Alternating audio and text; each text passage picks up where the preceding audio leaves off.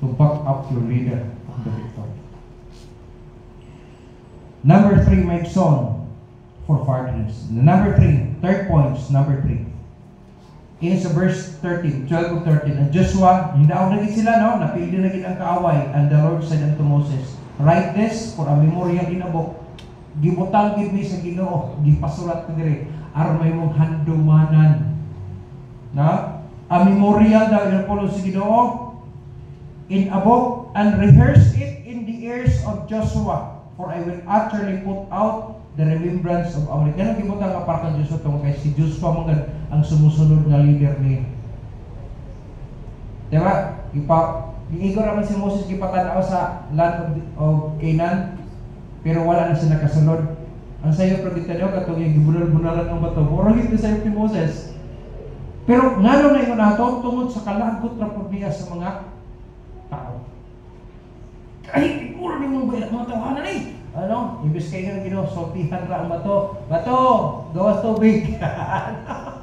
Bunal-bunal yung pahinon niya sa kasuko gito niya. At di mo bang isadihan ang kinabuhi ni Moses? Meek bes Moses. Meek yun kayo si Moses. Pero mula Ginoo, sa pag-abot sa peak, moabot yun ang punto Diha na yun ang bottom line na yun. Suko lagi si Moses ay. Ay, sa iyong pagkamik. Nagpunal-bunalan gini ang bato. Ay, ulo! Nagbugulbol kita Moses di sa Ginoo. Nagbugulbol siya sa kabukat na yung ginalawa. Pagkabatpad sa mga tao. Bunal-bunal ang bato. Pak! Buslot ang bato. Pak! Gawas ang tubig. Pero Ginoo, Moses, wala ko nimo gi-honor sa tubangan sa mga tao. Morte sa ni Moses ba yan? Sa leadership niya. Ako, dili ako perfect. Kung nasayip si Moses na galing naging-history sa, no? Word for word, pagkadungog siya sa pulo sa Ginoo. Ako nga, dili nagbasa na dito sa pulong kayo. Nasayip si Moses. Kung digit na siya, masayip na yung pastor dali. Kung nagkinahanan na, pero kung dili tingali barlungon ang mga membro, di po tingali kayo. Si Moses nahimok ko niya kay pertig yung paghahian sa mga ulo sa mga tao. No? Saan ba? So, iyong pagkamit na nakaalag si Moses, gawas mo ito ng tubig. Di man tutungod sa power ni Moses sa Ginoo gyapon. But pasabot gipakita gyapon nga si Moses gihatagan gyapon sa Ginoo kibalo kanang kabug-aton value si Moses sa tubangan sa mga tao. Kaso lang si Moses wala na maghatag honor ngadto sa Dios kay ang isulti sa Dios sortihan naman ang tatong bato. Pero sa kasuko niya sa mga tao, gibunal-bunalan niya ang bato. Pang! Gawas ang tubig. Lipay din ang mga tao. Tubig! Nawa sila kumalong in between sa leader o sa Diyos. Grabe struggle sa leader. Pero kini nga kayo tama ikson, lipay kayo. Makita gini mo kung unsa ka importante ang pag-back up sa leader. Nanahin mo, nagpadaw sila. The third point my ikson is to strengthen your leader. Now, the importance of backing up the leader for the victory is to strengthen your leader. Wala to sila niabot sa sundown, no? Down of the sun. Going down of the sun. Kung wala tong back up na si Aaron, wala po tong back up na si Hor. Bisa ng stone, nag-isgutan niya. Ano nag-stone niya? Nakaman diba? Stone ang gibutan niya, di ba? Dito a stone. But pasabot sa Bible sa 1 Corinthians ang stone diha pamagan sa Jesus Christ na. Gabot pasabot diha ka mo rest, diha kang Kristo. Nice na? Namuhat nagsuporta ta sa inyong leader, pero diha naka-base ang Kristo sa maong pato. Lingkod sila pastor. Basta kay buhat ra kita sa atong bahay pastor. Mudaw lang kita. Basta si Jesus Christ na bahala.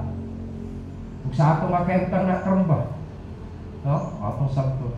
May ikson na initiation pinahimo. Ang purpose ko to strengthen your leader, may ikson, letter A, for edification. Aron mamalig-on ang mga Kristohan.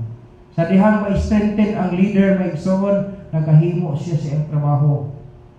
The very best. The very best. Yung mga ito. Nga naman, strengthen man siya. Pero loya ba rin na? Isingin ninyo, kanang naamos ka sumalan o niya ang kanta mo. Nalagsara kayo ng mga kanta na akas ka mga to. Testingin ninyo kanta, tagoy-tagoy ka ng grabe na muna kasuko. Testingin ninyo, mahiyo ba ninyo?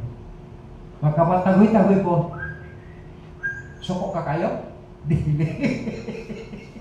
Kamantay mo na. Di ba tayo mga punta na dili mahimo kung naataan ang pahintang. Wala pang inyong leader is strengthened. Layo kayong walang tao sa inyong leader, dako kayong, no? Dako ang maabot tungkol kayo nga naman, strengthen ang inyong leader. Si Moses, gano'n yung abot siya sa going down, utasan, tungkol kayo ni as a initiation, mga tao. Although, ikapoy na dito sila, pag ikapoy, kinatindog mo ito sila. Pero nga naman, na-strengthen ang leader. Upadayon ko pag-antos ani. Kaya nga naman, hasta ang akong mga sakop, nag-antosap sila. Mauwaw ta. Nakawa na ta? Ngayon ang leader, siyempre, upadayon ko, naman, hindi ay nagtuboy sa akong kaw. Na inag-guard sa ako, para makapadayon din ko. Hantod sa bagay, kung patyon ko sa Ginoo na nagkakapoy, bahala na. At least, nani mga tao, na nagtanaw nga nagpadayon pinilang leader. Praise God for that. Wala. So sa atong church, naaning ang mga tao, magkapadayon sila, wala'y rason na inyong pastor na hindi magpadayon. Nga naman, hindi yung mga tao na nag-strengthen. Siya, na maghatulog sa ating, Ginoo, i-bless yung tao ng klase ng tao, Ginoo. Wala mong kumangayo, nila. Dila man ang initiative.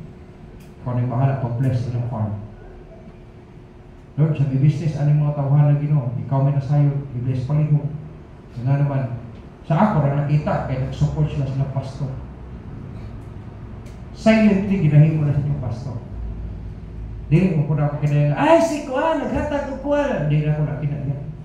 Kaya nga naman, ingon ang Bible, sa panahon na wala, ang mga tao mo dahil sa imo, wala na imong reward. Wala, silently, Ginoo, i-bless palihog yung mga tawahan. Nag-enjoy inyong pastor o yung sa inyong presensya. Kaya nga naman, i-strengthen ninyo yung leader. Amen? Not only for edification, but also for maintenance. Malikon binako na kung na church, kung wala na yung pastor, lahi na yun kung na yung pastor. Believe me. Ako itong una sa panahon na mula ka mong pastor kay na siya speaking engagement, kasagaran ako may ibilit itong una. Lahi akong patiyon kung nara mong pastor. Bisa pang ako magwalin. Mas ganahan ko kung nakakita na ako kung pastor. Huwag na akong ibati itong una. But also for maintenance. Panayon na to. Ang church, kinahal sa leader. Eh kung wala yung leader, may sound, dili magsilbi. Lagi ng leader. Manalag sa under shepherd. Kung wala ka naman under shepherd, ibutang sa good shepherd, kung pasagot, wala.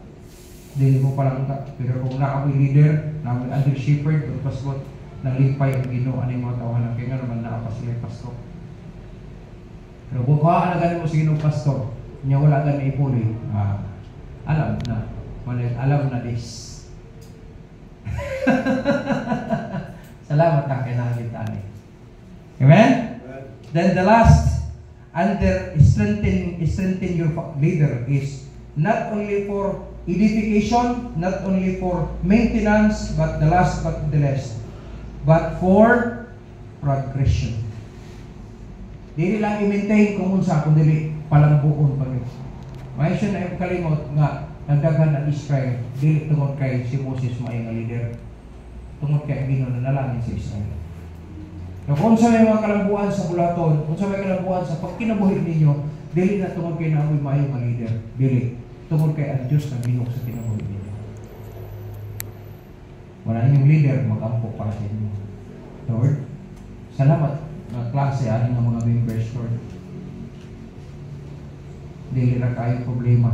Dili na kayo padulungan ba? Sa bagay, wala na sila makasala sa ako, Lord, naman sa inyo. Pero pwede ba? Pangyo ako. Mapahilo na ang kinabuhian nila.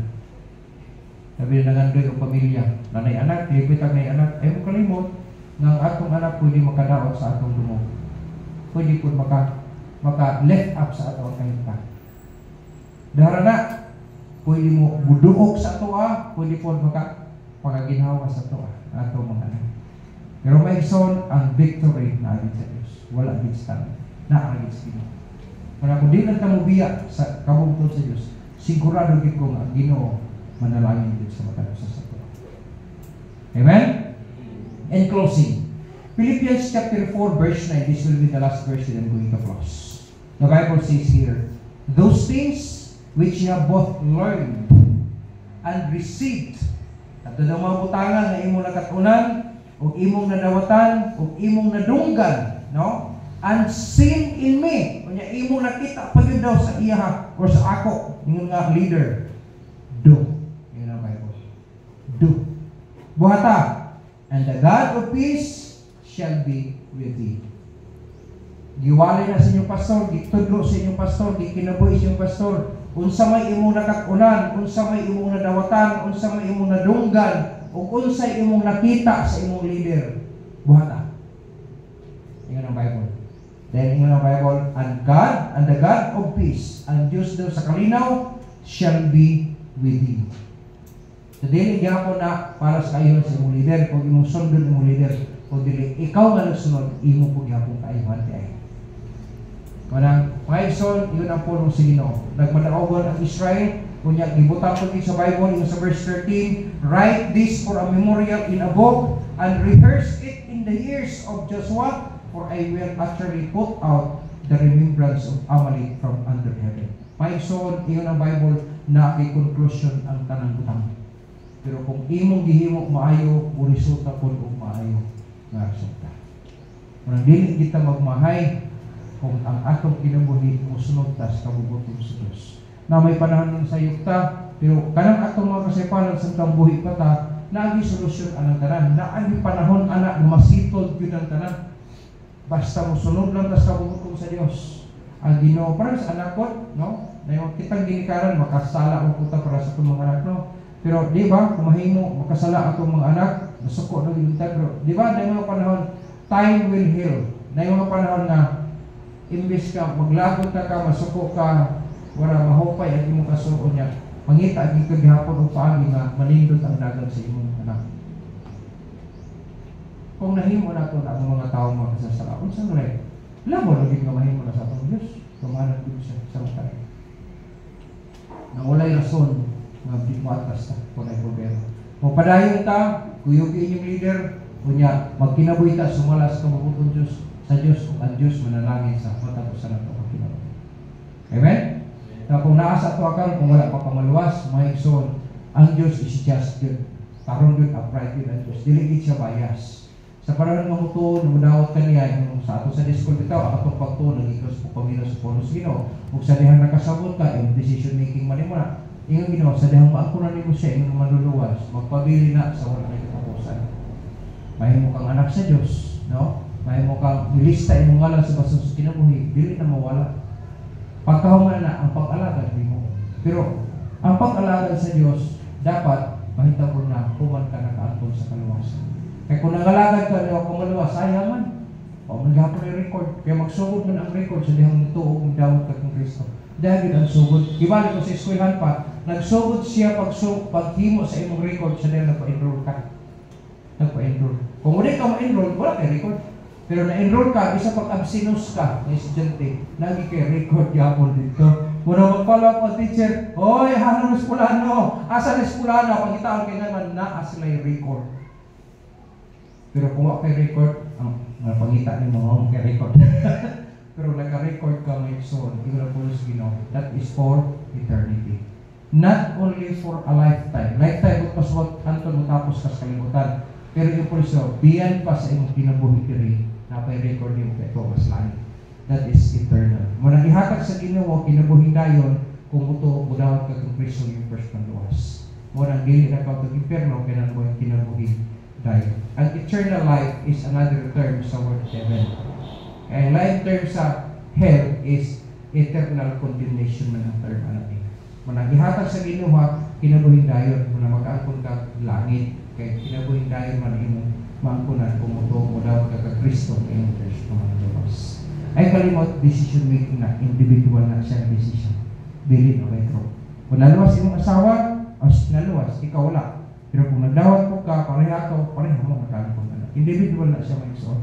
Na mabata man o matigulang kaya mo decide ka kung magkaangkot sa Kristo o Kristo man luwas, kaya aron makasiguro ka mo ito paglabi. Amen? I hope na nasakta natin na. So that's all for today. Let us all stand and we will pray.